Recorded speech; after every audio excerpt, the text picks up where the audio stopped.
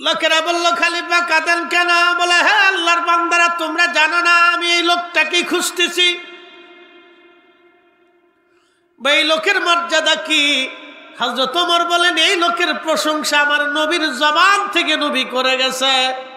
একসাথে বলবেন আল্লাহু আকবার। দেখি চারটিখানি কথা যে রাসূল তার প্রশংসা করেছে, রাসূল তার পবিত্র জবান দিয়ে তার প্রশংসা করেছে। এ লোকেরা হাজিরা, আমার রাসূল বলে গেছে, হে ওমর, যদি কোনোদিন তার সাক্ষাৎ পাও তো তার কাছ থেকে তুমি মাগফিরাতের দোয়া চেয়ে নিও, আর আমার গুনাহগার উম্মতের জন্য দোয়া করতে বলো, কারণ আমার ওয়াইস দোয়া করতে দেরি হবে, আল্লাহর দরবারে মঞ্জুর হতে দেরি হবে না। আল্লাহু আকবার। আপনি দেখেন একটা ঝুপড়ি ঘরের ভিতরে এক পাগল, তার দোয়াটা আসমানে কেমন করে কবুল হয়। তাফরত অবস্থায় হযরত ওমর সমস্ত হাজীদেরকে বললেন, তোমরা ইয়ামানের হাজী ব্যতীত যারা আছো সবাই বসে পড়ো, দাঁড়াও। সমস্ত হাজীরা বসে পড়ল। কয়েকজন হাজী দাঁড়ায় রইছে। তোমরা কি ইয়ামানি? বলে হ্যাঁ। তোমাদের মধ্যে কর্ণের অধিবাসী ছাড়া সবাই বসে পড়ো। একজন দাঁড়ায় রইল, শুধু কার্নিদের মধ্যে একজন তিনি দাঁড়িয়ে আছেন। হযরত ওমর জিজ্ঞেস করলেন, তোমাদের দেশে ওয়াইস আল কার্নি নামক কাউকে চিনোনি? বলে হ্যাঁ চিনি। লোকটি বলতেছে, সে সম্পর্কে আমার ভাতিজা হয়, আমি তার চাচা হই। আমাদের ওয়াইস নামে একজন পাগল আছে। কি আছে দেখছেন? হযরত ওমরের কাছে বলতেছে, ওয়াইস নামে একটা পাগল আছে, তার আমরা পাগল মনে করি। সে অত্যন্ত হীন ও ক্ষীণ ও দুর্বল, দরিদ্র, বিচি টুকায় টুকাইয়া বাজারে বিক্রি করে কোনো রকম খেয়ে থাকে, না খেয়ে থাকে। তার একটা ঝুপড়ি ঘর আছে। ঝুপড়ি ঘর তো বুঝছেন, আপনাদের দেশে পাটখড়ি টাটখড়ি দিয়ে, এই উচ্ছিষ্ট হাবিজাবি দিয়ে কোনো রকম বাঁধে বুধে দিয়ে ঝুপড়ি ঘর। তার একটা ঝুপড়ি ঘর আছে। সে মানুষের সাথে মিশে না, ওই ঘরের ভিতরে 3 রাত 24 ঘন্টা ইবাদত করে। তার একটা ঝুপড়ি ঘর আছে, খেয়ে থাকে, না খেয়ে থাকে। আমরা তার পাগল মনে করি। হযরত ওমর রাদিয়াল্লাহু আনহু চোখের পানি ফেলে ফেলে কাঁদতেছিলেন। ইমাম আবুল ফারাজ ইবনুল জৌজি 900 বছর আগে তার কিতাবে লিখতেছেন, হযরত ওমর চোখের পানি ফেলে ফেলে কাঁদতেছে। তো হাজিরা চিন্তা করে, ওমর কাঁদে কেন? এক পাগলের কথা শুনে ওমর কেন কাঁদে? ওমরের মতো খলিফাতুল মুসলিমিন পাগলের কথা শুনে কাঁদতেছে। এটা কি চারটিখানি কথা? তো তার চাচা বলতেছে, আমরা তাকে পাগল মনে করি, সে সমাজের সাথে মিশে না, নামাজ কালাম নিয়ে পড়ে থাকে, যে গিরাজগার করে, ওই ঝুপড়ির ভিতরে থাকে। আর সে বাজারে রাস্তাঘাটে ছেলেরা খেজুর খেয়ে খেয়ে ফেলে দেয়, ওই খেজুরের যে বিচিগুলি থাকে, বিচিগুলি টুকায় টুকায় বাজারে নিয়ে বিক্রি করে, 2-1টা খেজুর কিনে এনে ওটা খাইলে খেলো, না খেলে না খেয়ে থাকে। লোকেরা বলল, খলিফা কাঁদেন কেন? বলে, হ্যাঁ আল্লাহর বান্দারা, তোমরা জানো না আমি এই লোকটাকে খুঁজতেছি। এই লোকের মর্যাদা কি? হযরত ওমর বলেন, এই লোকের প্রশংসা আমার নবীর জবান থেকে নবী করে গেছে। একসাথে বলবেন আল্লাহু আকবার। দেখি চারটিখানি কথা যে রাসূল তার প্রশংসা করেছে, রাসূল তার পবিত্র জবান দিয়ে তার প্রশংসা করেছে। এ লোকেরা হাজিরা, আমার রাসূল বলে গেছে, হে ওমর, যদি কোনোদিন তার সাক্ষাৎ পাও তো তার কাছ থেকে তুমি মাগফিরাতের দোয়া চেয়ে নিও, আর আমার গুনাহগার উম্মতের জন্য দোয়া করতে বলো, কারণ আমার ওয়াইস দোয়া করতে দেরি হবে, আল্লাহর দরবারে মঞ্জুর হতে দেরি হবে না। আল্লাহু আকবার। আপনি দেখেন একটা ঝুপড়ি ঘরের ভিতরে এক পাগল, তার দোয়াটা আসমানে কেমন করে কবুল হয়। এই জন্য সুন্দর চেহারা হলেই সে বড় আলেম হয় না, সুন্দর চেহারা হলেই বুজুর্গ হয় না, সুন্দর পোশাক হলেই বুজুর্গ হয় না, অনেক হাদিস জানলেই বুজুর্গ হয় না, অনেক বড় মুফাসসির হলেই বুজুর্গ হয় না, অনেক বড় ডক্টর হলেই বুজুর্গ হয় না। বুজুর্গি হলো তাকওয়াতে, আল্লাহর ভয়ে। কথা কন ঠিক কিনা? রিকশাওয়ালা, দিনমজুর, সাধারণ ব্যক্তি, যার ছেড়ে ফোটা ফোটা কাপড় চোপড় দেখতে পারেন, তার ভিতরে যদি তাকওয়া থাকে, আল্লাহ বলছেন সে আমার কাছে শ্রেষ্ঠ। আমি বাচ্চা চিনি না, ধনী চিনি না, দরিদ্র চিনি না, একমাত্র রাব্বে কারীমের দরবারে বৈষম্য নেই, আমার রাসূলের দরবারে বৈষম্য নেই, সব জায়গায় বৈষম্য আছে। হযরত ওমর বললেন, হে আল্লাহর বান্দা, সে এখন কি হজে আসছে কি তুমি কি জানো? তখন সে বলতেছিল, হ্যাঁ সে হজে আসছে। হযরত ওমর বললেন, তাহলে বলো কোথায় গেলে তাকে পাওয়া যাবে, কোন জায়গায় গেলে তাকে পাওয়া যাবে? হযরত ওমর রাদিয়াল্লাহু আনহু ওই লোক বললেন, হুজুর আপনি যদি তাকে খুঁজতে চান তাহলে মক্কার পার্শ্ববর্তী এলাকার একটা জায়গা আছে, এখানে একটা গাছ আছে, ওই গাছের নিচে সে আল্লাহর ইবাদত করতেছে। হযরত ওমর এবং হযরত আলী দুইজনে মিলে তারা সারির উপরে চড়ে হযরত ওয়াসাল কারনীকে খুঁজতে খুঁজতে যায়, দেখলেন জীর্ণ শীর্ণ একজন আল্লাহর ব্যক্তি, মোটা চটের মতো, কম্বলের মতো মোটা সুতার পোশাক গায়ে দিয়ে, জুব্বা গায়ে দিয়ে নামাজে দাঁড়ানো, তার জায়গায় জায়গায় তালি দেওয়া, জায়গায় জায়গায় সেরা, জায়গায় জায়গায় তালি দেওয়া, জায়গায় জায়গায় সেরা, জায়গায় জায়গায় সেরা, চুল দাড়িগুলি উস্কো খুস্কো। হযরত ওমর আর আলীর মতো মহান সাহাবী তাকে দেখার জন্য পাগল হয়ে গেছে। কোন জায়গায় গেলে পাবো, কোথায় গেলে পাবো? তো তারা সওয়ারি চড়াইয়া সেই গাছের নিচে যায় দেখতেছে উস্কো খুস্কো চুল বিশিষ্ট, জামা কাপড় সিরা, তালি দেওয়া যুক্ত একজন বান্দা নিভৃতে খুব ধীর স্থিরতার সাথে নামাজ পড়তেছে, খুব স্থির। দীর্ঘ সময় সে 2 রাকাত নামাজ পড়ল। হযরত ওমর পিছন দিক থেকে সালাম দিয়ে চুপচাপ বসে গেলেন। দীর্ঘ সময় পরে নামাজ শেষ করে হযরত ওমর সালাম দেওয়ার পরে তিনি সালাম ফিরিয়ে শেষ করার পরে সালামের জবাব দিয়ে বললেন, হে আল্লাহর বান্দা আপনারা কারা?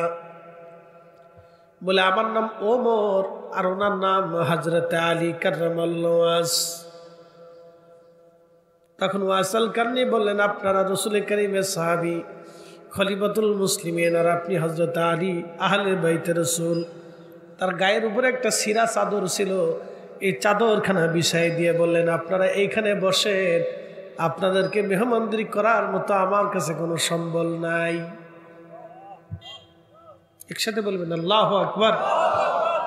আপনি দেখেছেন, অথচ জীবনে রাসূলের পক্ষ থেকে একটা হাদিসও সে শিখে নেই। এই জন্য মনে রাখবেন, হেদায়েত আর ইশকে রাসূল দলিল দিয়ে হয় না, এটা হৃদয় থেকে আসে, আল্লাহর পক্ষ থেকে আসে। কি কথা কর না কেন? এটা দলিল দিয়ে হয় না। ইশকে রাসূল আর হেদায়েত এটা দলিল দিয়ে হয় না, এটা আল্লাহ যাকে কবুল করে তার কলিজার ভিতরে আল্লাহ ঢেলে দেয়। সবার নসিব হয় না। অনেক স্টাডি করলে হবে না, অনেক হাদিস ভরি ভরি জানলেও হবে না, হবে না, কখনোই হবে না। তো চাদর বেশি দিয়ে বললেন, আপনারা আহলে বাইত রাসূল, সাহাবী রাসূল, আপনাদেরকে সমাদর করার মতো আমার কিছু নেই, আমার এই একটা সিরা চাদরই আছে। তালি দেওয়া, জায়গায় জায়গায় তালি দেওয়া সিরা, এই চাদরটা বিছিয়ে দিছে। তো হযরত ওমর রাদিয়াল্লাহু আনহু কেঁদে দিলেন, তার এই হালত দেখার পরে কেঁদে দিলেন, যাহ রাসূল তার প্রশংসা তো এমনিতেই করে নেই। তো হযরত ওমর বললেন, আপনি যদি কিছু মনে না করেন, কিছু সময় অপেক্ষা করলে আমি মদিনার বাজারে যাব। বলে, কেন? বলে, আপনার জন্য কিছু পোশাক আর কিছু খেজুর কিনে নিয়ে আসবো, আমি আপনাকে দিতে চাই। হযরত ওয়াসাল কারনী বললেন, ওমর আমার যে পোশাকটা আছে সিরা জুব্বা, এটি আমার জন্য যথেষ্ট, আর খাবার ওটা আগামী দিনেরটা, আগামী সময়টা আল্লাহ নিজে বরাদ্দ করে রাখছে, ওটা আমার হাতে নাই। একসাথে বলবেন আল্লাহু আকবার। তার তাকওয়ার দিকে তাকে হযরত ওমর কেঁদে ফেলে দিয়ে বললেন, ইয়া রাব্বি, আমাকে কি দেখাইলেন আল্লাহ? তখনই বলতেছে, হুজুর আপনি দোয়া করে দেন, আল্লাহ রসুল আপনার প্রশংসা করেছেন, রসুল আমাকে হুকুম দিয়েছেন আপনাকে পেলে আমার মাগফিরাতের জন্য দোয়া করার জন্য, আপনি দয়া করে আমাকে দোয়া করে দেন, আল্লাহ ওমরকে যেন ক্ষমা করে দেয়, আর আপনি আরো দোয়া করেন আখিরি নবীর উম্মতকে যেন আল্লাহ মাফ করে দেয়। হযরত ওয়াসাল কারনী বললেন, আমি প্রত্যেক নামাজেই তাদের জন্য দোয়া করি। হযরত ওমর রাদিয়াল্লাহু আনহু কি ওয়াসাল কারনী বলতেছে, ওমর আমার সময় হাতে কম, চলে যেতে হবে। বলতেছে, হুজুর আমাকে কিছু নসিহত করে যান। হুজুর ওমর বলতেছে ওয়াসাল কারনীকে, আপনি আমাকে কিছু নসিহত করেন। আমাকে কিছু নসিহত করে। প্রিয় উপস্থিতি, হাজিরিন, হযরত মুআজ আল কারনীর জীবনী আমি আপনাদেরকে সামনে সামান্য শোনাইলাম। নবীজি বলতেন, আমার উম্মত রে, আমার উম্মতের মধ্যে ক্ষুধার ভয়ে বেশি ক্রন্দনকারী একজন আল্লাহর বান্দা, তিনি আমার ওয়াইস, যার চোখের কোণাতে সবসময় পানি জমেই থাকতো আল্লাহর ভয়ে। আল্লাহর ভয়ে যার চোখের কোণায় পানি জমে থাকতো আমার ওয়াইস, আমার ওয়াইস আল কারনী। এই জন্য প্রিয় ভাই বলে দিয়ে যায়, অনেক এলেম জানলে আলেম হয় না যদি তার তাকওয়া না থাকে। অনেক ভুরি ভুরি হাদিস জানলে বড় মুহাদ্দিস হওয়া যায় না যদি ইশকে রাসূল অন্তরে না থাকে। কি কথা কন না কেন? তাজিমে রাসূল, ইশকে রাসূল যদি কারোর মধ্যে না থাকে তাহলে বুঝবেন তার কিচ্ছু নেই। আমাদের দেশে এখন কিছু বক্তা বেরিয়েছে, আল্লাহ মাফ করে দিই, ওয়াজ করার আগে খুতবা শেষ করে একটু লা ইলাহা ইল্লাল্লাহ জিকির করে ওয়াজ শুরু করে, দুরূদ শরীফ পড়ে না। কি আশ্চর্য! আপনি একটু কল্পনা করেন তো, সে ভাবে মনে হয় দুরূদ শরীফ পড়লে অনেক গুনাহ হয়ে যাবে। সি সি সি সি, আপনি কল্পনা করতে পারবেন যে ইসলাম তো আমরা রসুলকে দিয়ে পেয়েছি। কথা ঠিক আছে না ভাই? আবু বকর কিন্তু আল্লাহ দেখে দিন মানে নাই, আবু বকর রসুল দেখে আল্লাহ চিনেছে। হযরত ওমর কিন্তু নবী দেখে আল্লাহ চিনেছে। হযরত খাব্বাব কিন্তু রসুল দেখে আল্লাহ চিনেছে। হযরত বেলাল নবী দেখে আল্লাহ চিনেছে। আম্মা জান খাদিজা নবী দেখে আল্লাহ চিনেছে, তারা কিন্তু আগে আল্লাহ চিনে নাই।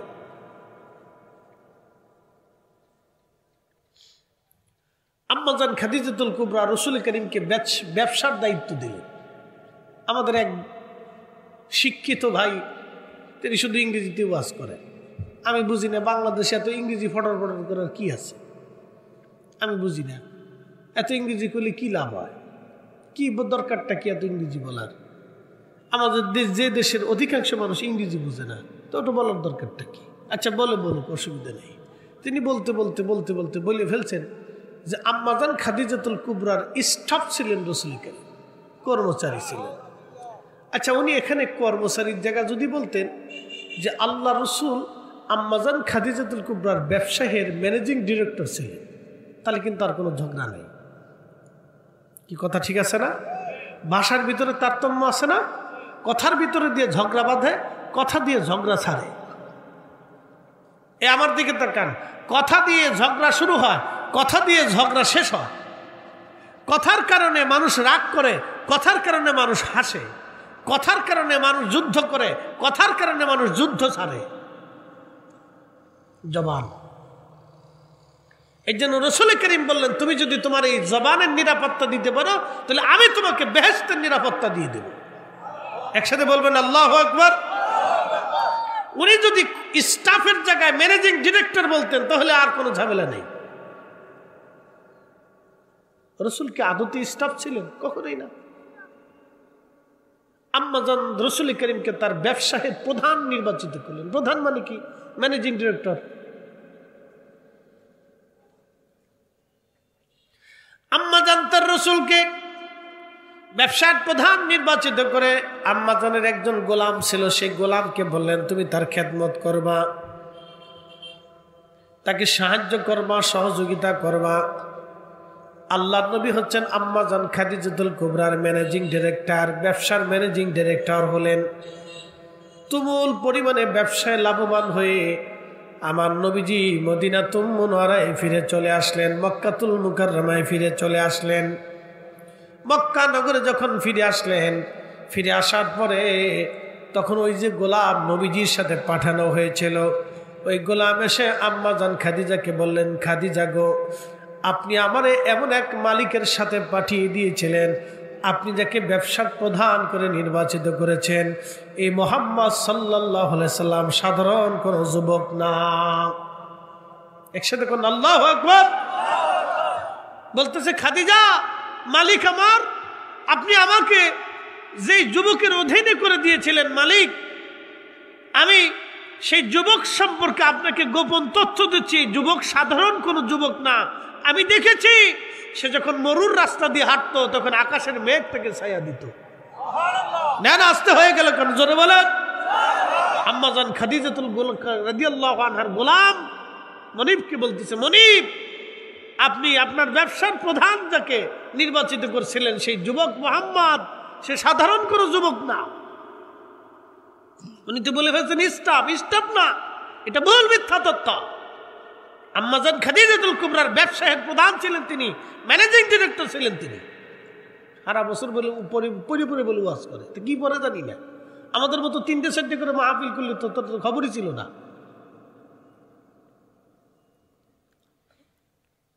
বুঝতে পারতেছেন, কালকে সিলেট থেকে 2টা প্রোগ্রাম সেরে এসে জমা পড়েছি। জমা পড়ে এসে এখানে মাগরিব ধরবো, এরপরে এসার পর আরেকটা ধরবো, রাত্রে আরেকটা ধরে কালকে আবার সিলেট যাবো। তা আমাদের মতো বেঘুমা থাকলে তো তাহলে ও আজ ডান কোথায় চলে যেত, বামে কোথায় চলে যেত, আউজুবিল্লাহ বিসমিল্লাহ কোথায় থাকতো আল্লাহ জানে। আর আমরা বলবো যে আপনি আমাদেরকে হিংসা করতেছেন। হিংসা করার কি আছে এখানে? আপনি রসুল সম্পর্কে ভুল তথ্য দিবেন, আর আমরা কি তার জবাব কি মানুষকে বুঝাবো না? সঠিকটা বুঝাবো না? কি কথা কন না কেন? ঠিক আছে না? আপনি ভুল তথ্য দিলে তো আমাদের দায়িত্ব হচ্ছে সঠিকটা মানুষকে জ্বালানো। কথা ঠিক আছে না ভাই? ওনাদের সাথে তো আমাদের ব্যক্তিগত কোনো আক্রোশ নেই। ওনার কাজ উনি করবেন, আমরার কাজ আমরা করবো। প্রত্যেক বক্তা যার যার দায়ী শেষে কাজ করবে, করুক, যার যার ইচ্ছা শেষে করুক, কিন্তু ভুল তথ্য দিলে তো হবে না। তখন এই গোলাম এসে বলতেছেন, ইয়ার অগমনী, আপনি যে যুবককে ব্যবসার প্রধান নির্বাচিত করছিলেন, আমি তার গোপন তথ্য শুনতেছি। শোনেন, সে গাছের নিচে বসলে গাছ সমস্ত ডালপালা দিয়ে তাকে ছায়া দিত। আরো জোরে বললেন আল্লাহু আকবার। তখন আম্মাজান খাদিজা বললেন, বলো কি, এটা তো নবী ছাড়া আর অন্য কারো নিদর্শন হতে পারে না। তখন আম্মাজান খাদিজাতুল কুবরা ওরাকা বিন নৌফলের কাছে জিজ্ঞেস করলেন। ওরাকা বিন নৌফল বললেন, হ্যাঁ সে আখিরি নবী হবে। তখন আম্মাজান বললেন, তাহলে ওনার কদম ছাড়া যাবে না। তখন আম্মাজান প্রস্তাব দিলেন, ইয়া রাসূলুল্লাহ, ওগো মুহাম্মদ, আমি যদি মনে কিছু না করেন, নিজে সরাসরি প্রস্তাব দিতেছে, মনে কিছু না করলে আপনার স্ত্রী হিসেবে বাকি জীবনটা কাটাইতে চাই। একসাথে বলবেন আল্লাহু আকবার। আম্মাজান খাদিজা বুঝে ফেলছে তিনি আখিরি নবী। এই নবীর স্ত্রী হতে পারলে আমার জীবন সারা জীবনের জন্য ধন্য হয়ে যাবে। আল্লাহু আকবার, আল্লাহু আকবার। প্রিয় উপস্থিতি, হাজিরিন, খুব মনোযোগ দিয়ে কথাগুলি শুনবেন। আল্লাহর হাবিব রাসূল করিম সাল্লাল্লাহু আলাইহি ওয়াসাল্লাম হযরত ওয়াসাল কান্নির প্রশংসা করলেন।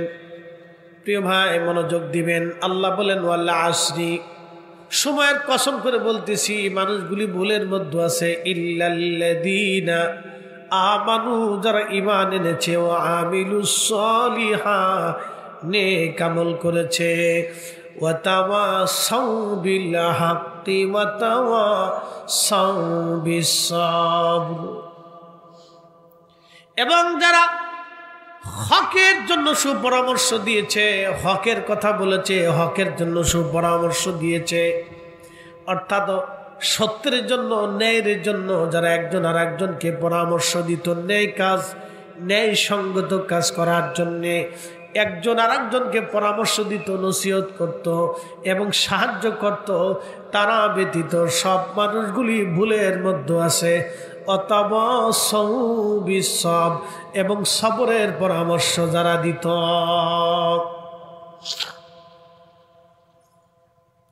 সবরের পরামর্শ যারা দিত, সবরের কথা যারা বলতো, তারা ব্যতীত সমস্ত মানুষগুলি ভুলের মধ্যে আছে। প্রিয় উপস্থিতি, খুব মনোযোগ দিয়ে কথাগুলি শুনবেন। হাজিরিন, এত নীতি দীর্ঘ আলোচনা আপনাদের সামনে তুলে ধরলাম।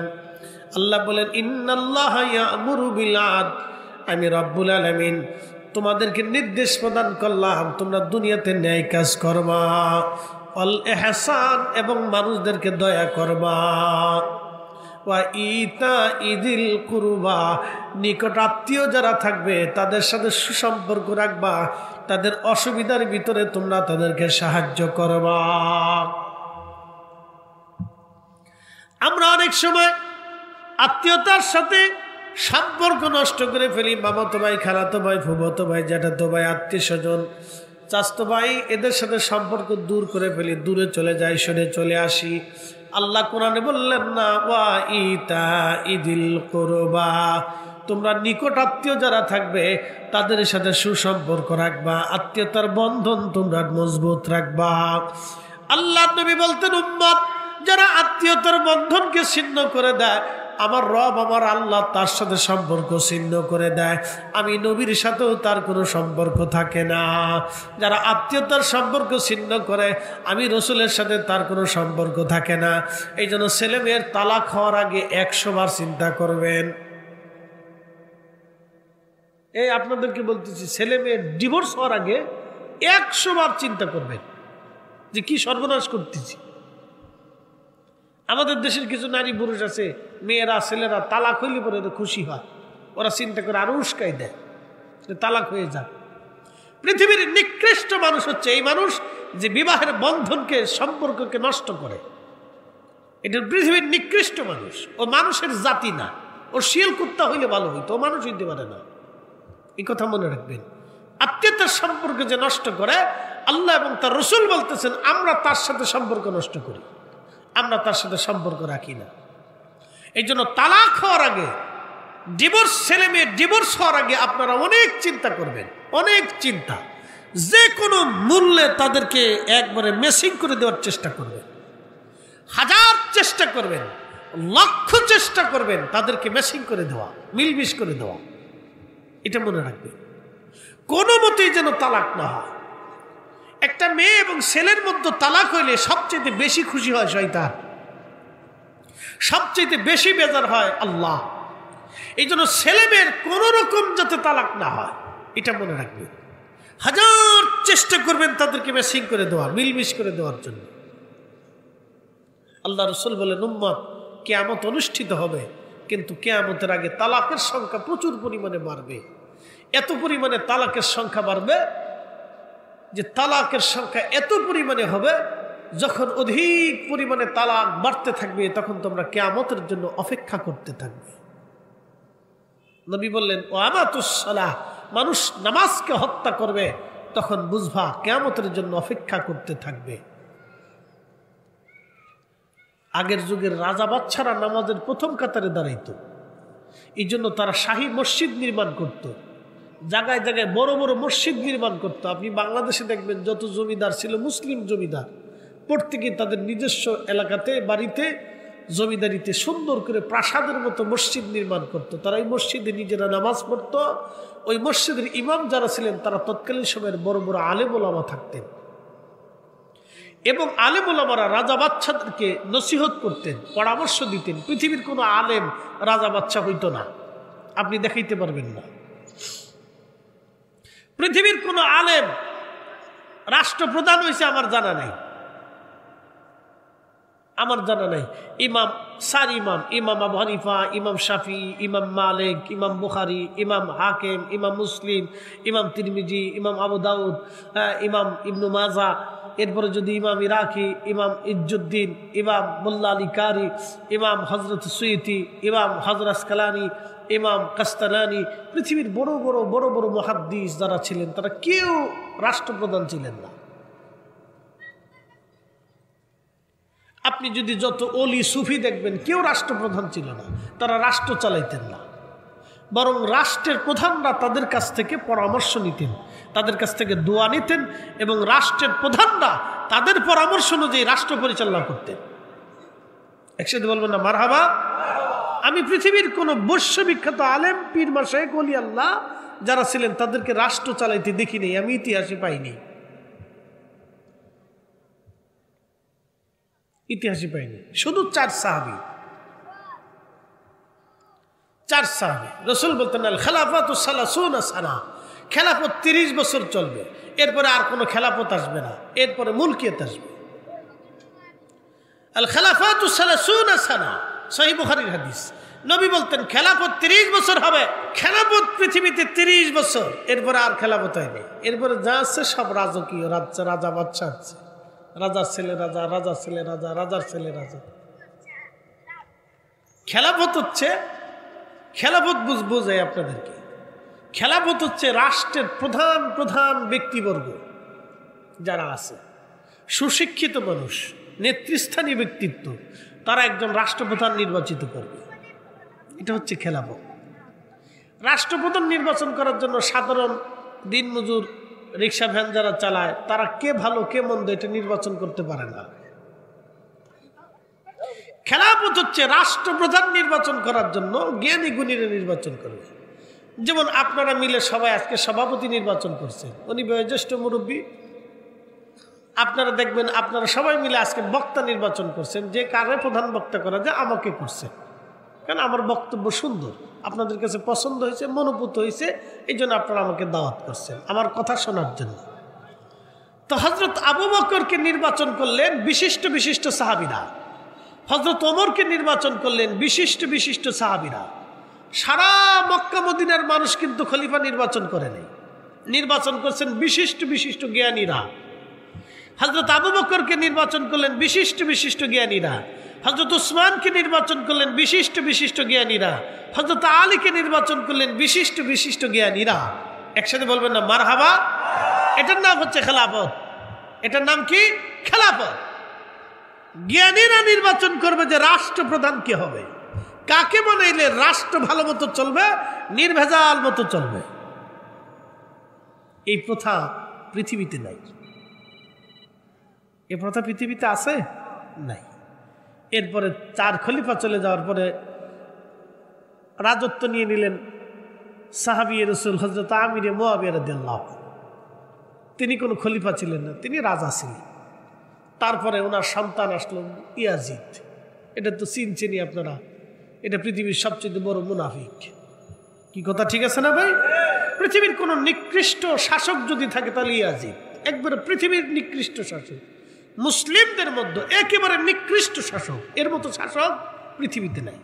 সে কোনো সাহাবীদের পরামর্শ ভিত্তিতে সে রাজত্ব ক্ষমতায় আসে না, সে রাজার ছেলে রাজা, এরপরে তার ছেলে আসলো, এরপরে তার ছেলে, এরপরে তার ছেলে, এরপরে তার ছেলে, এরপরে তার ছেলে, এরপরে তার ছেলে, এরপরে উমাইয়া রাজত্ব শেষ হলো, এরপরে আব্বাসী আসলো, আব্বাসের ছেলের পরে ছেলে, ছেলের পরে ছেলে, ছেলের পরে ছেলে, এরপরে আব্বাসী চলে গেল, ফাতিমি আসলো, ছেলের পর ছেলে, ছেলের পর ছেলে, ছেলের পর ছেলে, সেলজুক আসলো, ছেলের পর ছেলে, ছেলের পর ছেলে, খাওয়ারজম আসলো, ছেলের পর ছেলে, ছেলের পর ছেলে, উসমানীয় সাম্রাজ্য আসলো, ছেলের পর ছেলে, ছেলের পর ছেলে, মুঘল সাম্রাজ্য আসলো, ছেলের পর ছেলে, ছেলের পর ছেলে, সালতানাত আসলো, ছেলের পর ছেলে, ছেলের পর ছেলে। পৃথিবীতে যত ইম্পায়ার আসছে সব ছেলের পর ছেলে, ছেলের পর ছেলে, ছেলের পর ছেলে। রসুলের সিদ্ধান্ত মোতাবেক সাহাবায়ে কেরামের নীতিতে খলিফা কোনোদিনও গঠন হয়নি। প্রিয় উপস্থিতি, এগুলি আপনাদেরকে নিয়ে সাধারণ মুক্তাসার আমি আপনাদেরকে ধারণা দিলাম। ভাই খুব মনোযোগ দিবেন। আল্লাহ বললেন তোমরা ন্যায় বিচার করবা, ন্যায় বিচার প্রতিষ্ঠিত করবা, তোমরা ইহসান করবা, মানুষকে দয়া করবা, মানুষকে দয়া করবা, দয়া দয়া দয়া করবা। আল্লাহ নবী আরো বললেন, আল্লাহ কোরআন আরো বললেন, হে আমার বান্দারা, এরপরে তোমরা নিকট আত্মীয় স্বজন যারা আছে তাদের সাথে সুসম্পর্ক রাখবা, আত্মীয়তার সম্পর্কে বন্ধনকে দৃঢ় করবা। এরপরে আল্লাহ বলেন আনিল ফাহশাই ওয়াল মুনকার, তোমরা খারাপ ফায়সা কাজ থেকে নিজেদেরকে নিবৃত রাখবা, দূরে দূরে রাখবা। ফায়সা কাজ, ন্যাক্কারজনক কাজ, নিকৃষ্ট কাজ থেকে তোমরা দূরে থাকবা এবং অন্যজনকে দূরে রাখার চেষ্টা করবা। আল বাগী ইয়াইদুকুম লাআল্লাকুম তাযাক্কারুন, তোমরা মুরব্বীদেরকে মেনে মেনে চলবা। আমাদের সমাজে মুরব্বী মানা ভুলে গেছে, মুরব্বীদের কথা এখন কেউ মানতে চায় না, মুরব্বীদের কদর কমে গেছে, মুরব্বীদের সম্মান কমে গেছে। আগের যুগে মুরব্বীরা যা সিদ্ধান্ত নিত এটাই চূড়ান্ত সিদ্ধান্ত ছিল। কথা ঠিক আছে না? মুরব্বীদের সম্মান নষ্ট হয়ে যাচ্ছে। আল বাগী ইয়াইদুকুম লাআল্লাকুম তাযাক্কারুন, কোরআনে আল্লাহ আমাদের দেখেন প্রথম ইন্নাল্লাহা ইয়া'মুরু বিল আদল, ন্যায় বিচার প্রতিষ্ঠিত করবা, ন্যায় কাজ করবা, ন্যায় কাজের জন্য উদ্বুদ্ধ করবা, অন্যায় কাজ করবা না। এরপর আল্লাহ বলেন ওয়াল ইহসান, তোমরা দয়া করবা, মানুষকে দয়া করবা, এতিমকে দয়া করবা, গরিবকে দয়া করবা, অসহায়কে দয়া করবা, অন্ধকে দয়া করবা, ল্যাংড়াকে দয়া করবা, ঋণীকে দয়া করবা, তোমরা মানুষকে দয়া করবা। এরপরে আল্লাহ রাব্বুল আলামিন বললেন ওয়া ইতাইদিল কুরবা, তোমরা আত্মীয়তার বন্ধনকে দৃঢ় করবা। আত্মীয়তার যদি দরিদ্র থাকে, অসহায় থাকে, পীড়িত থাকে, তাহলে তুমি আত্মীয়দের বাড়ি খাবার পৌঁছাবা, তাকে সাহায্য করবা। এগুলি আল্লাহ পাক আমাদেরকে শিখাইলেন হাতে কলমে, কোরআনে বলে বলে আল্লাহ শিখাইলেন, আল্লাহ রসুল প্র্যাকটিক্যাল শিখাইলেন। এই জন্য একটা কথা মনে রাখবেন যে স্বামী স্ত্রীর তালাক যেন কোনো মতেই না হয়, এই কথাটা মনে রাখবেন। ইদানিং এটা বহু পরিমাণে বাড়তেছে, সারা বাংলাদেশে ডিভোর্সের সংখ্যা বাড়তেছে। এই জন্য আত্মীয়তা করার আগে বুঝে সোজা আত্মীয়তা করা উচিত। আত্মীয়তা বুঝেন, যেমন আমি যেরকম আমার স্ত্রীটা ওইরকম দরকার, আপনি যেমন আপনার স্ত্রীটা ওইরকম দরকার। অর্থাৎ এটা কেমন ম্যাচিং হইতে হবে দুই ফ্যামিলির ভিতরে, একজনের ধনী আরেকজন দরিদ্র, একজন শিক্ষিত আরেকজন অশিক্ষিত, একটা সুন্দর একবারে আরেকটা একবারে গান্ধা, এরকম হলে হবে না। দুইজনের সিদ্ধান্ত মোতাবেক, পছন্দ মোতাবেক বিয়ে শাদী করানো উচিত। আপনার এক সুন্দরী মেয়ে পছন্দ হয়েছে, সেই জন্য তার গুড় গুড় করে বের করে তারে পটে পটি আপনি বের করে নিয়ে চলে গেলেন, এটা আর কখনো সুখ হবে না, কখনোই সুখ হবে না। বাবা মানে না, মেয়ে মানে না, কি মা মানে না, শ্বশুর মানে না, শাশুড়ি মানে না, আত্মীয় স্বজনরা কেউ মানে না, তা আপনি এটা জোর করে কেমনে মানাইতে যাবেন? এরপরে এটা বেশি দিন স্থায়ী হয় না, তারপরে দেখবেন এটা কোনো না কোনোভাবে তালাক হয়ে যায়। অশান্তি বিশৃঙ্খলা বাড়তে থাকে, যে কোনো না যে কোনো মাধ্যমে তালাক হয়ে যায়। শেষে মেয়ের অস্থির লাগে যে বাবা মা ছাড়া আমি কিভাবে চলবো, ভাই বিরাদারের সিদ্ধান্ত ছাড়া আমার কিভাবে চলবে। ওই মেয়েটা একসময় শেষ পর্যন্ত বুঝতে পারে যে আমি ভুল করে ফেলছি। তখন এই ভুল করে ফেলছে যখন বুঝ এসে যায়, তখনই মনে করেন যে স্বামী স্ত্রীর ভিতরে ঝগড়া বাড়তে থাকে, একটা পর্যায়ে তাদের ভিতরে ডিভোর্স হয়ে যায়। এই জন্য অবৈধ জিনিস কখনো হালাল, হারাম জিনিসে কখনো আরাম হতে পারে না। এই জন্য বৈবাহিক মাধ্যমটা হলো ফ্যামিলির পরামর্শ ভিত্তিক মাধ্যমে যেটা হয়, এটার ভিতরে আল্লাহর রহমত থাকে। আল্লাহ কবুল করুক, সকলে বলে না আমিন। প্রিয় উপস্থিতি, এগুলি বুঝবেন। আল্লাহর কোরআনে আল্লাহ কত চমৎকার বলেন, ফাহিশার কাজ থেকে দূরে থাকবেন। আল্লাহর কোরআন থেকে আমি আপনাদেরকে বোঝানোর চেষ্টা করলাম। আল্লাহ আমাদেরকে নিজেদের জীবনকে আল্লাহর পথে পরিচালিত করার তৌফিক নসিব করুন, সকলে বলে না আমিন। ঈমান, আকীদা, এটা এত বড় দামি জিনিস। আপনার আকীদাকে, ঈমানটাকে বিশুদ্ধ রাখবেন, পরিশুদ্ধ ঈমান রাখবেন। আপনার ঈমান যাতে নষ্ট না হয়ে যায়, বদ আকীদা আপনার ভিতরে যাতে ঢুকে না আসে। একটা কথা মনে রাখবেন, অলিরা আল্লাহ না, কিন্তু অলিরা আল্লাহর বন্ধু। কথা ঠিক আছে না ভাই? অলিরা কি না? আল্লাহ না, তাদেরকে খোদার আসনে বসান যাবে না, কিন্তু তারা আল্লাহর পেয়ারা, আল্লাহর বন্ধু। তারা আল্লাহর কাছে যা চায়, ওয়া ইন সাআলানি লাউতিয়ান্নাহু, তারা চাইতে দেরি হয়, আল্লাহর আসমান থেকে আসতে দেরি হয় না। আমরা ওলিদের মাজার জিয়ারত করব, সেই মাজারে মোমবাতি জ্বালাবো না। আচ্ছা, কোন মাজারে মোমবাতি জ্বালায় কি লাভ হবে বলেন তো? মাজারে কি মোমবাতি জ্বালানোর জায়গা? আল্লাহ রসুল বলছেন, তোমরা কবরের কাছে আগুন রাখবা না, আগুন দূরে রাখবা। আমরা কবরের কাছে আগুন জ্বালাইতেছি, এটা কেমন হলো? কোন মাজারে মোমবাতি জ্বালাবেন না, মাজারের সাথে কখনো আগরবাতি জ্বালাবেন না, মাজারের ভিতরে সাথে আগরবাতি জ্বালাবেন না, এটা নিষেধ। কেন জ্বালাবেন? কেন দিবেন? মাজারে যাবেন, আদবের সাথে দাঁড়াবেন, আদবের সাথে জিয়ারত করবেন, দোয়া করবেন, চলে আসবেন, শেষ। আদবের সাথে দাঁড়াবেন, আদবের সাথে সূরা ফাতিহা পড়বেন, সূরা ইখলাস পড়বেন। আপনার যেই সূরাটা মনে হয়, যেই দুরূদটা ভালো লাগে, এটা তেলাওয়াত করে আপনি আল্লাহর ওলির জন্য এই সওয়াবগুলি তার রুহে বকশিশ করবেন, বকশিশ করে তাকে হাদিয়া দিবেন। তাকে এই নেক আমল যখন হাদিয়া দিবেন, তখন সে আপনার সাথে খুশি হবে। মোমবাতি জ্বালাইলে আপনার জন্য বদদোয়া করবে। কি কথা কন না কেন? ওনার মাজারের কাছে মোমবাতি জ্বালালে কি করবে? বদদোয়া করবে। সে বদদোয়া করে, এই মানুষ, তুই আমার কবরের পাশে মোমবাতি জ্বালাস কেন? কিসের জন্য মোমবাতি জ্বালাস? কিসের জন্য আগরবাতি জ্বালাস? কিসের জন্য তুই আমার কবরে এসে সেজদা দিলি? আমি কি সেজদার মালিক? সেজদার মালিক তো আল্লাহ। কি কথা ঠিক আছে না ভাই? সেজদার মালিক কে? আল্লাহ। এটা আহলে সুন্নাত ওয়াল জামাতের কাজ না। আহলে সুন্নাত ওয়াল জামাতের কাজ হচ্ছে আমরা অলিদের উসিলা মানি, অলিদেরকে সম্মান করি, তাদেরকে ভালোবাসি, তাদের কবরের পাশে, মাজারের পাশে আমরা আদবের সাথে দাঁড়াবো। কথা ঠিক আছে না? কিসের সাথে দাঁড়াবো?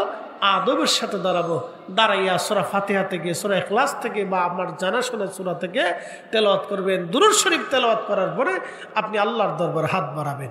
ওই অলির রুহের উপরে আপনি আপনার এই দুরূদ, এই কোরআন তেলাওয়াতের হাদিয়া তার উপর বকশিশ করবেন। ইয়া রব, আমার এই হাদিয়াটুকুন তার খেদমতে পৌঁছাও আল্লাহ। তখন এই হাদিয়াগুলি যখন তার কাছে যাবে, তখন সে রুহের জগৎ থেকে আপনার জন্য দোয়া করবে, ইয়া রাব্বি, সে আমার মহাব্বত করে, আল্লাহ তুমি আমাকে মহাব্বত করো, যে আমাকে মহাব্বত করে তুমি আল্লাহ তাকে মহাব্বত করো। সুবহানাল্লাহ বলবেন না? এই জন্য তাদের ওখানে সেজদা দিয়ে কোনো লাভ নেই, মোমবাতি জ্বালায় লাভ নেই, আগরবাতি জ্বালায় লাভ নেই, তাদের ওখানে দোয়া করতে হবে। দোয়া করবেন, আদবের সাথে চলে আসবেন, দোয়া করবেন, আদবের সাথে চলে আসবেন। সব ওলিদেরকে আমরা ভালোবাসি। প্রিয় উপস্থিতি, খুব মনোযোগ দিবেন। রব্বুল আলামিন ওলিদেরকে মহব্বত করতে বলেছেন আমাদেরকে। সুন্নতের কাজ আপনারা করবেন, যেটা শিরিক হবে সেটা করা যাবে না। সর্বোপরি ওইখানে দাঁড়িয়ে বলতে পারেন, ইয়া রব, আমি আপনার ওলির খেদমতে আসছি, তারে হাদিয়া পাঠাইছি, আল্লাহ আমি জানি সে আপনার কাছে মকবুল। আল্লাহ আমার অমুক অমুক হাজত পুরা হয় না, আমার ব্যবসা ভালো হয় না, ইয়া রাব্বি আপনার অলির উসিলায় আপনি দয়া করে আমার ব্যবসাকে বরকতময় করে দেন। আপনার ব্যবসা পরিবর্তন কি করবে না? একসাথে বলেন, তকদির পরিবর্তন করার মালিক কে? আরো জোরে বলেন, আরো জোরে। অলিরা কি তকদির পরিবর্তন করতে পারে না? তারা আল্লাহর কাছে বইলে আপনার ভাগ্যকে আল্লাহ চেঞ্জ করবে, কিন্তু সে আল্লাহর কাছে অ্যাপ্লিকেশন করতে পারে।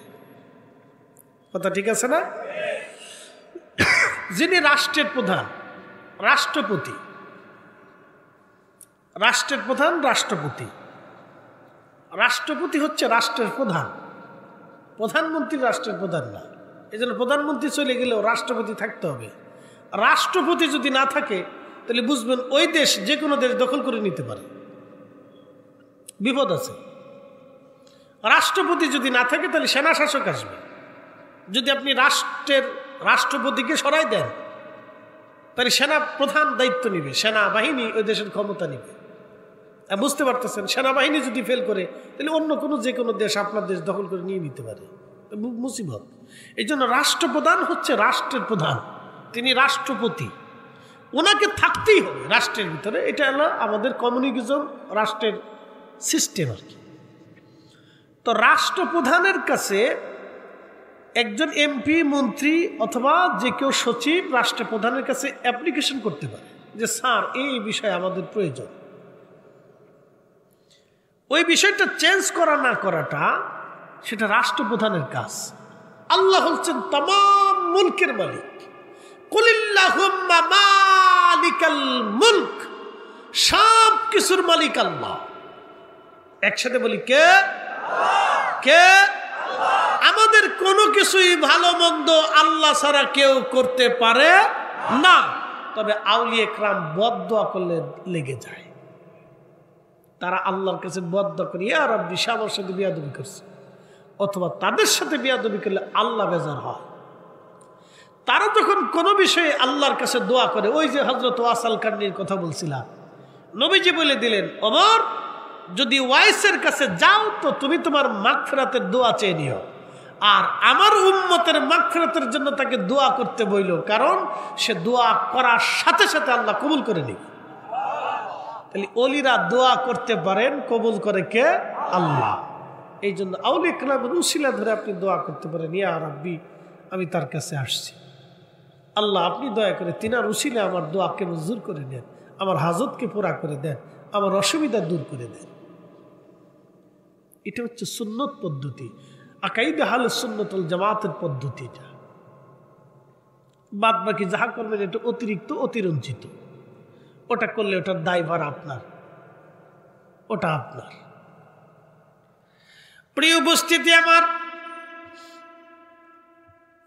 যেহেতু সময়ের স্বল্পতা, সময় কম আমাদের, হযরত ওমর রাদিয়াল্লাহু আনহুর জমানাতে বৃষ্টি হয় না, হযরত আম্মাজান আয়েশা সিদ্দিকার জমানায় বৃষ্টি হয় না। ইমাম দারিমি সুনানুদ দারিমির ভিতরে হাদিস লেখেন, অনাবৃষ্টির কারণে মদিনার খেজুর গাছগুলি শুকাই যেতে লাগলো, ঘাস তরুলতা পাতা মরে গেল, উট দুম্বা ছাগল ভেড়াগুলি দুর্বল হয়ে গেল।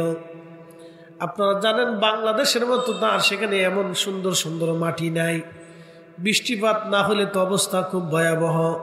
এত পরিমাণ অবস্থা হলো, মদিনার মানুষ চিন্তায় পড়ে গেল, হায় হ্যাঁ কি হবে আমাদের।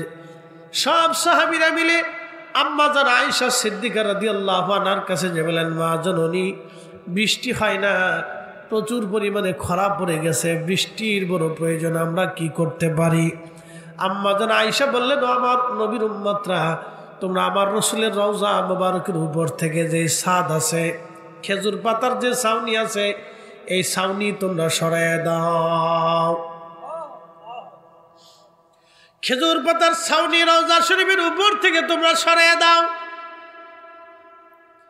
খেজুর পাতার ছাউনি তোমরা সরাইয়া দাও। সাহাবীরা গেলেন, আল্লাহর হাবিবের রওজা শরীফের উপর থেকে খেজুর পাতার ছাউনি সরাই দিলেন। আকাশ থেকে রওজা শরীফ দেখা যাচ্ছিল, রওজা শরীফ থেকে আকাশ দেখা যাইতেছিল। ঠিক তখনই আকাশ জুড়ে মেঘ জন্ম নিল, অঝোর দ্বারা বৃষ্টি নামা শুরু হয়ে গেল। একাধারে 7 দিন পর্যন্ত বৃষ্টি নামতে লাগলো, একটা মিনিটের জন্য বৃষ্টি বন্ধ হয় না।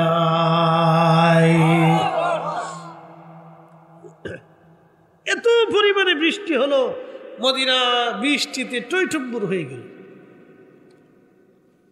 7 দিন পরে সব সাহাবীরা এসে বললেন, আম্মা জান, মা জননী, আমাদের আর বৃষ্টির প্রয়োজন নেই। বৃষ্টির এত পরিমাণে হয়েছে যে আমাদের মাটির ঘরগুলি ভেঙে যাওয়ার উপক্রম হয়েছে, প্রচুর বৃষ্টি হয়েছে, মা আর বৃষ্টির দরকার নেই। আম্মা জান বললেন, তাহলে রওজা শরীফের ছাদ আবার পুনরায় নির্মাণ করে দাও। একসাথে বলবেন আল্লাহু আকবার। রওজা শরীফের ছাদ আবার নির্মাণ করে দাও। যখন রওজা শরীফের ছাদ নির্মাণ করে দেওয়া হলো, আকাশে বৃষ্টি বন্ধ হয়ে গেল, বৃষ্টি পড়া বন্ধ হয়ে গেল। রওজা শরীফের ছাদ যখন ফাঁকা হয়ে গেল, বন্ধ হয়ে গেল, তখন অটোমেটিক বৃষ্টি বন্ধ হয়ে গেল। লোকেরা বলল, ব্যাপার কি? এর মূল কারণ হচ্ছে আকাশ যখন রওজা শরীফ দেখলো, আকাশ কাঁদতে লাগলো, আকাশ থেকে প্রচুর পরিমাণে বৃষ্টি পড়া শুরু হয়ে গেল, রহমতের ধারা অব্যাহতভাবে নামতে লাগলো। আবার যখন ছাদ বন্ধ করে দিয়ে দেওয়া হলো, তখন আবার আকাশ থেকে বৃষ্টি বন্ধ হয়ে গেল। এই জন্য কোনোদিন যদি রওজা শরীফের উপর থেকে ছাদ চলে যায়, তাহলে মদিনাতুল মুনাওয়ারা 1 সেকেন্ডের জন্য বৃষ্টি থামবে না। 1 সেকেন্ডের জন্য বৃষ্টি থামবে না। এই জন্য কিয়ামত পর্যন্ত রাসূলের রওজার উপরে ছাদ থাকবে। একসাথে বলবেন আল্লাহু আকবার। কিয়ামত পর্যন্ত ছাদ রাখতেই হবে। নবীজির ইন্তেকালের পর থেকে ছাদ আছে। আল্লাহর নবীকে ইন্তেকালের পরে ঘরের ভিতরেই দাফন করা হয়েছিল, নবীজি যেখানে ইন্তেকাল করছিলেন। আম্মা জান আয়েশা সিদ্দিকা রাদিয়াল্লাহু আনহার ঘরের ভিতরে নবী ইন্তেকাল করেছিলেন। রাসূল আয়েশাকে বলে গিয়েছিলেন, আয়েশা, নবীরা যেখানে ইন্তেকাল করে সেখানেই নবীদেরকে দাফন করতে হয়। আয়েশা, আমি যেখানে ইন্তেকাল করবো আমাকে সেখানেই যেন দাফন করা হয়।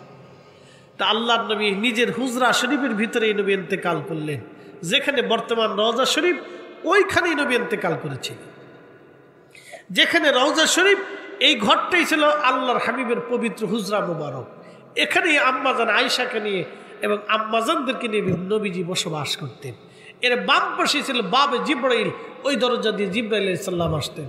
তার পিছনের দরজা হচ্ছে বাবুন নেসা, মহিলার ওই দরজা দিয়ে সে মাসলা মাসাইল জিজ্ঞেস করতেন। মদিনাতে গেলে দেখবেন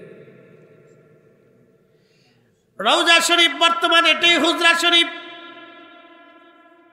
নবীজি যেখানে রওজা শরীফ, এখানেই নবী ইন্তেকাল করেছেন। প্রিয় নবীর ইন্তেকালের পরে সাহাবে কিরাম দ্বিধাদ্বন্দ্বে পড়ে গেলেন, কোথায় আমরা তাকে দাফন করব। কেউ বলে নবীর আম্মা জানের পাশে দাফন করা হোক, কেউ বললেন না হযরত খাদিজার পাশে দাফন করা হোক, কেউ বললেন না জান্নাতুল বাকিতে দাফন করা হোক। তখন সবাই বলল, না, এই বিষয়ে তো আমরা বলতে পারবো না। এই বিষয়ে আয়েশা রাদিয়াল্লাহু আনহা আম্মাজান উম্মাহাতুল মুমিনিন ছাড়া অন্য কেউ বলতে পারবে না। নবীজি তাকে কি ফরমান ওসিয়ত করে গেছেন আমরা আম্মা জানের কাছে আগে জিজ্ঞেস করি। তখন সব সাহাবী আম্মা জানকে জিজ্ঞেস করলেন, মা জননী আপনি দয়া করে বলে দেন যে আমার রসুল কি বলে গেছেন। তখন আম্মা জান বললেন, দেখেন আল্লাহ রসুল বলে গেছেন নবীরা যেখানে ইন্তেকাল করে নবীদেরকে সেইখানেই দাফন করতে হয়। আমাদের রসুল বলে গেছেন নবী যেখানে ইন্তেকাল করবেন সেখানেই যেন তাকে দাফন করা হয়। অতএব রসুল হুজরা শরীফে ইন্তেকাল করেছেন, নবীকে যেন এই হুজরাতেই দাফন করা হয়। তখন সাহাবে কেরাম বলেন, আলহামদুলিল্লাহ আমরা সুন্দর সিদ্ধান্ত পেয়ে গেছি, রসুলের ওসিয়ত পেয়ে গেছি, নবীদের সিদ্ধান্ত আল্লাহর সিদ্ধান্ত পেয়ে গেছি। অনেক শিক্ষা অর্জন করেছেন কিন্তু আদব নাই, এই শিক্ষার 4 পয়সা বলল না। আরে আমার নবীজি রওজা শরীফ হুজরা শরীফ থেকে মিম্বার শরীফে আসতেন যাইতেন, আসতেন যাইতেন, আসতেন যাইতেন, আসতেন যাইতেন। আল্লাহ বলে দিলেন, হাবিব আপনি যেখান দিয়ে আসতেন যাইতেন ওই মিম্বার থেকে রওজা শরীফ পর্যন্ত এটা রিয়াজুল জান্নাহ, জান্নাতের বাগান, এটা বেহেশতের একটা অংশ। আসতে হয়ে গেল না? আরো জোরে বলেন। তাও জান্নাতুল ফিরদাউসের অংশ, ওই জায়গাটুকু জান্নাতের অংশ। দুনিয়াতে যদি জান্নাতের অংশ দেখতে চান তাহলে ওইটুকু দেখবেন। পৃথিবীর একটা মাটির অংশ আল্লাহ জান্নাতের সাথে অ্যাডজাস্ট করে দিবে। এটা হচ্ছে রিয়াজুল জান্নাহ। মক্কায় পাবেন না, বাইতুল আকসায় হবে না, পৃথিবীর কোথাও হবে না, শুধু ওইটুক জায়গার ভিতরে। কেন? রসুল ওখানে বারবার যাইতেন আসতেন, যাইতেন আসতেন, যাইতেন আসতেন। রসুল করিমের যাওয়া আসার কারণে যদি দুনিয়ার একটা সাধারণ মাটি জান্নাতের বাগান হয়, তো রসুল যেখানে ঘুমায় রয়েছে সেটা কি রওজা হতে পারে না? রওজা বলতে ওনাদের কাছে বেদাত বেদাত মনে হয়, শতান কোথাকার। এরা হয়েছে আবার বিরাট বড় খ্যাতি সম্পন্ন মুফাসসির। আমরা যখন বলি বলে বিরোধিতা করেন, সব বেদাতির দল, আমরা বানাইছে বেদাতি। আমরা হয়ে গেছি আজকে বেদাতি, আমরা হয়ে গেছি মাজার পূজারী। যখন আমরা সত্যটা তুলে ধরি তখন আমরা হয়ে গেছি বেদাতি। নবীর উপরে ঈমান না আনলে কোন মুসলমানের কবর জান্নাতের টুকরা হবে? কোন মুসলমান মাপ পাবে? জান্নাত পাবে? তো নবীর উপরে ঈমানের কারণে মুসলমানের কবর যদি জান্নাত হয়, মুসলমানের যদি ক্ষমা হয়, তো রসুল করিমের কবর কি হতে পারে? তিনি যেখানে ঘুমায় সেটাই তো জান্নাত। কি কথা কর না কেন? তো নিজেই তো রসুল জান্নাতের সাহেব, তিনি তো সাহেবের জান্নাত। আপনি শুনলে খুশি হবেন, আল্লাহ জান্নাতের ভিতরে উম্মতের জন্য রসুল দরকার। বলে হুজুর এটা কেমন? আমি তো জান্নাতে চলে গেলাম, নবী দিয়ে কি করবো? হ্যাঁ, জান্নাতে যাওয়ার পরে তখন আপনাকে মনে হবে যে আমি যদি আরো উপরতলায় যেতাম, আরো ভালোটা পাইতাম, তখন আপনাকে রসুলের সিগনেচার লাগবে, ওইখানেও রসুলের সুপারিশ লাগবে। আল্লাহ ডাক দিবে, ইয়া পেয়ারা বন্ধু আপনি যদি বলেন তাহলে আপনার উম্মতকে উপরের তলায় দিব। তখন আল্লাহ নবী বলবেন, হ্যাঁ আল্লাহ আমার উম্মত আপনি দিয়ে দেন। একসাথে বলেন আল্লাহু আকবার। তো জান্নাতেও নবী লাগবে। কি কথা কন না কেন? আর হাসর কবর তো এটা তো আরো কঠিন জায়গা, জান্নাতেও রসুল লাগবে, জান্নাতেও রসুল লাগবে। এখন বলে দিয়ে গেলাম। সাহাবীরা বললেন, ইয়া রাসূলুল্লাহ কসম করে বলি আমাদের আর কোনো উদ্দেশ্য নাই। তখন নবীজি বললেন, সাহাবীরা রে তোমাদেরকে অবিশ্বাস করতেছি, বিষয়টা এরকম না, তোমাদেরকে অস্বীকার করতেছি, বিষয়টা এরকম না। সাহাবীরা তোমরা শুনে রাখো, ফাতানি জিবরিল আলাইহিস সালাম, জিবরিল আমার কাছে এসেছিল, ফাখবিরনি আমাকে খবর দিয়ে গেল, তোমাদের এই মজলিসখানা দেখার পরে আল্লাহর কাছে এত ভালো লাগতেছে। আমার আল্লাহ বললেন, ইউবাহিমুকুমুল মালায়েকা, সমস্ত ফেরেশতাদের সামনে আমার আল্লাহ তোমাদের এই মজলিসখানা নিয়ে আমার আল্লাহ অহংকার করতেছে, গর্ব করতেছে। বলেন সুবহানাল্লাহ। আল্লাহর নবী কুরআনুল কারীমের ভিতরে আমার আল্লাহ কোরআন শরীফে বললেন, ইন্নাল্লাহা ইয়া'মুরু বিল আদলি ওয়াল ইহসানি ওয়া ইতা'i যিল কুরবা ওয়া ইয়ানহা আনিল ফাহশাই ওয়াল মুনকারি ওয়াল বাগই ইয়া'iদুকুম লাআল্লাকুম তাযাক্কারুন।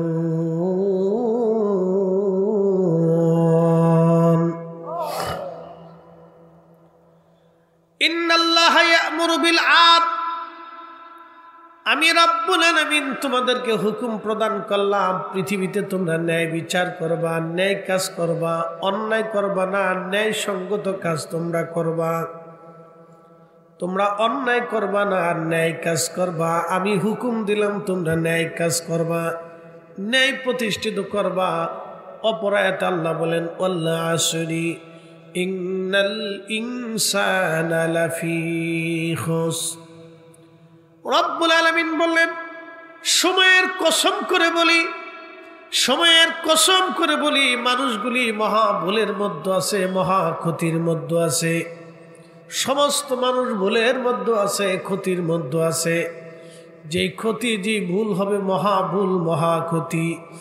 সমস্ত মানুষগুলি ভুলের মধ্যে আছে। আমার রব, আমার আল্লাহ বলতেছেন সময়ের কসম করি, আমি আল্লাহ সময়ের কসম করতেছি যে মানুষগুলি মহা ভুলের মধ্যে আছে।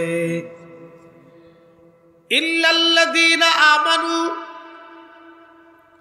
এক নাম্বার তারা ব্যতীত যারা ঈমান এনেছে, যারা বিশ্বাস স্থাপন করেছে এক আল্লাহর প্রতি, যারা বিশ্বাস স্থাপন করেছে আখিরি নবীর প্রতি, যারা বিশ্বাস স্থাপন করেছে আল্লাহর রসুলের উপরে যাহা অবতীর্ণ হয়েছে, যারা বিশ্বাস স্থাপন করেছে পূর্ববর্তী নবী এসেছিল, যারা বিশ্বাস স্থাপন করেছে কবর আসবে, কবরে মুনকার নাকির আসবে, যারা বিশ্বাস স্থাপন করেছেন কিরামান কাতিবিনা ইয়ালামুনা মা তাফআলুন।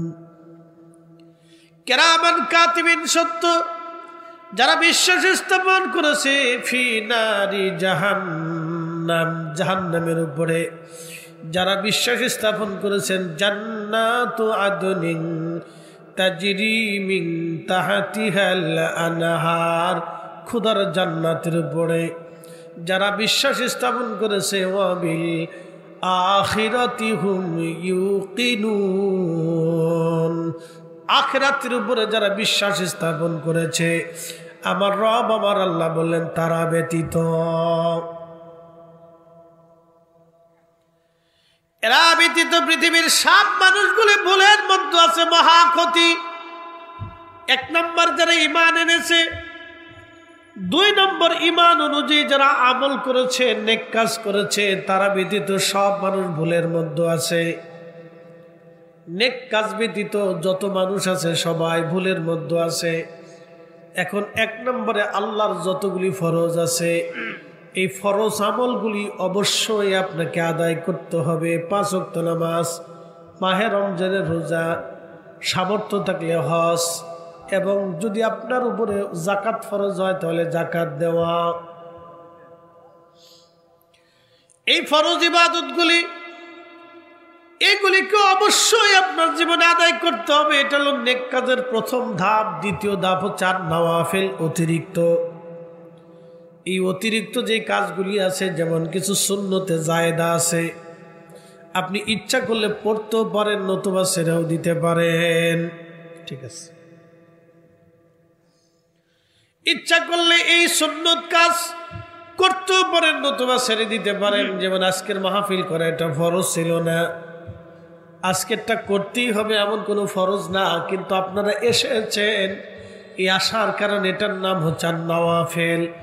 বাড়িতে মাঝে মধ্যে মিলাদ মাহফিল দেন, জিকিরের মাহফিল দেন, কোরআন খতম দেন, ইচ্ছা করলে করতেও পারেন, নাও করতে পারেন, কিন্তু আন-নওয়াফিল করলে আন-নওয়াফিল অতিরিক্ত। এই আন-নওয়াফিলটাকে আমরা বানিয়েছি বেদাত। আমাদের মূল সমস্যা হয়েছে এখানে, এই আন-নওয়াফিলটাকে আমরা বানিয়েছি বেদাত। অতিরিক্ত ইবাদতটাকে আমরা বলতেছি বেদাত। এটা বন্ধ করে দাও। এটা বন্ধ করে সমাজের কোনো উপকার হয়নি। আমি আপনাকে একটু বুঝাই। বাবা মরে গেছে, মা মরে গেছে, সন্তানের দায়িত্ব হচ্ছে বাবা মার জন্য দোয়া করা। এখন ধরেন প্রত্যেক সন্তান কি 100% বাবা মার খেদমত আদায় করতে পারে? আমি পারছি? আমি পারিনি, আপনিও পারেননি। বলে হুজুর কেন পারেন নাই? কাজের ব্যস্ততায়, জীবনের প্রয়োজনে আমরা যখন কাজে কর্মে থাকি তখন মার খেদমত করার, বাবার খেদমত করার সুযোগ আমাদের হয় নাই। কেন হয় নাই দেখেন, একটা মা আপনার পিছনে 25 বছর সময় দিছে। আমি বুঝাই আপনাকে, আপনার কাপড় ধুয়ে দিছে, বিছানার কাপড় ধুয়ে দিছে, আপনার জন্য রান্না বান্না করছে, আপনি কি খাবেন, কোনটা পছন্দ করেন, মা কিন্তু বাইসে বাইসে আপনার খাওয়াইছে। কথা ঠিক আছে না? প্রত্যেক মা প্রত্যেক সন্তানকে বেছে বেছে খাওয়াইছে। আমার ছেলেটা এটা পছন্দ করে না, আমার মেয়েটা এটা পছন্দ করে না, এটা খাইতে পারে না, তো মা বাইসে বাইসে আপনারা খাওয়াইছে। যেটা খাইতে পারেন নাই সেটা মা নিজে খাইছে, ভালোটা আপনারা খাওয়াইছে। এইভাবে মিনিমাম 25 বছর আপনার পিছনে মা সময় দিছে, বিনিময়ে আপনি 25 দিনও মার এইভাবে খেদমত করেন নাই। কোনোদিন মার কাপড় ধুয়ে দেন নাই, মার বিছানা ঠিক করে দেন নাই, মার বিছানা পরিষ্কার করেন নাই, মার বাথরুম পরিষ্কার করে দেন নাই, এই মার রান্না বান্না করে দেন নাই, মা কি পছন্দ করে, কোন খাবার খাবে সেটা আপনি খাওয়ান নাই, তো কি খেদমত করছেন? 25 বছর মা আপনাকে যেভাবে লালন করছে, আপনি যদি 25 দিনও মা বাবাকে ওইভাবে লালন করতে পারতেন, তাও বলতে পারতেন যে না আমি 25 দিন হলেও করছি। পারেন নাই।